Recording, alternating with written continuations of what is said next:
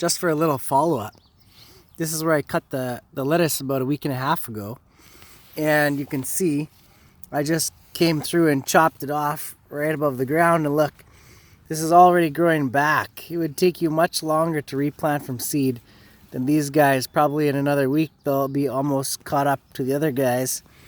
And this is really nice leaf lettuce, just growing it nice and tight like this makes great leaves. They say nice and small and tender, great for salads. Okay, so I thought you might want to see a follow-up. Did that cutting the lettuce back to about 2 inches above the soil. Really does work, and it grows back and looks beautiful just like the originals.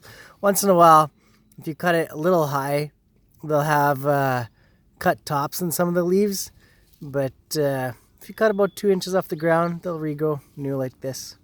Okay, don't forget to subscribe, hit that like button. Thanks.